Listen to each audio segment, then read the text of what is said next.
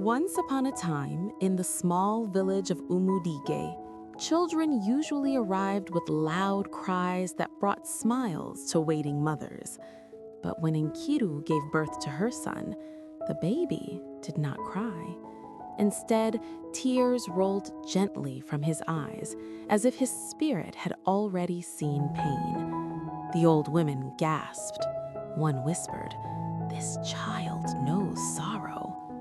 Nkiru held the boy close, fear gripping her heart. She named him Chibuzo, meaning God is the answer. That night, she knelt on the cold floor and prayed until her knees hurt.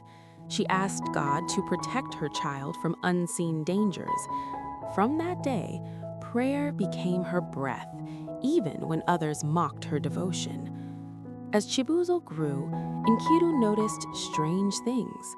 When other children played freely, he often stared into space, as if listening to voices no one else heard. Sometimes he woke screaming at midnight, shouting, "Mama, don't let them take me!"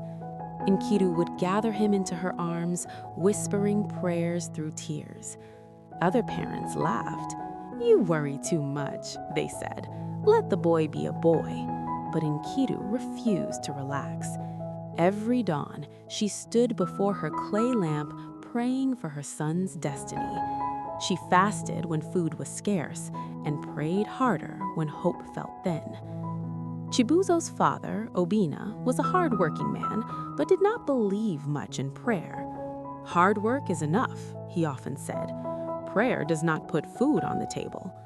When Nkiru prayed loudly at night, Obina complained that she disturbed his sleep.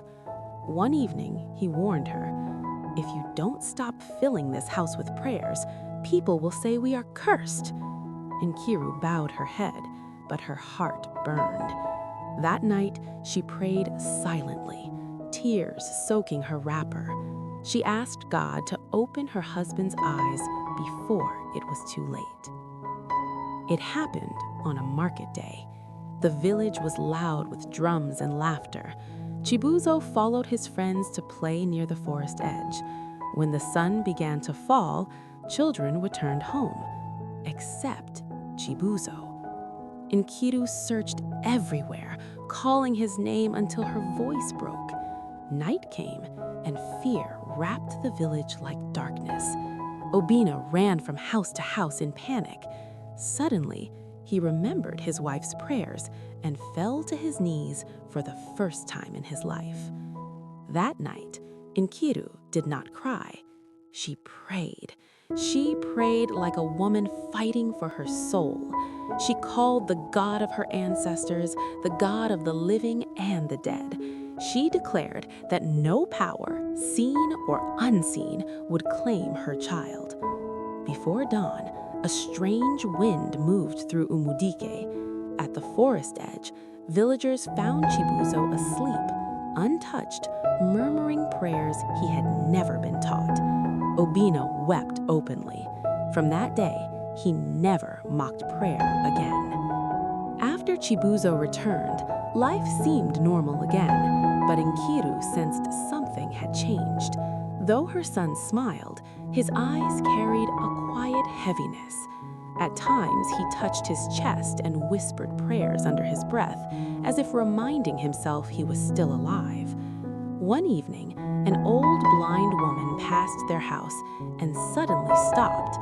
She pointed toward Chibuzo and said softly, "This child was marked, but prayer erased half of it." Nkiru trembled. That night, she prayed harder than ever, asking God to complete the work he had started. After that encounter, Nkiru became even more watchful. She no longer waited for trouble before praying. She prayed in advance, believing that prevention was better than tears. Each prayer was like building a fence around her son's future. As Chibuzo grew older, night became his enemy. Darkness brought fear, dreams, and unseen struggles. He often woke sweating, calling his mother's name. Nkiru never complained. She would rise from sleep, place her hand on his head, and pray until calm returned. Obina now joined her. Sometimes they prayed together till morning, their voices weak but faithful. Neighbors wondered why light always burned in their house at night. They did not know that battles were being fought while the village slept.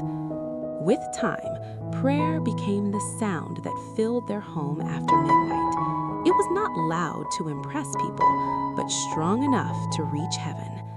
Slowly, peace began to visit the boy's heart again.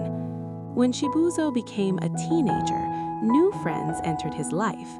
They spoke boldly, laughed loudly, and mocked discipline. Nkiru noticed how her son changed. Less prayer, more silence. She warned him gently, but youth often believes it knows better. One night, she dreamed Chibuzo stood at a crossroads, surrounded by shadows calling his name. She woke up crying and fasted for 3 days.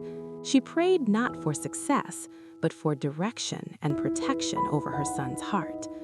Her prayers were not fancy words. They were desperate cries from a woman understanding that a wrong step could destroy years of sacrifice. Obina had a dream that shook him. He saw Chibuzo chained, walking toward a deep pit while voices laughed. When he woke, sweat covered his body. For the first time, he called his son and prayed over him with authority. That morning, Obina gathered the family and said, "From today, prayer will lead this house." Chibuzo listened quietly,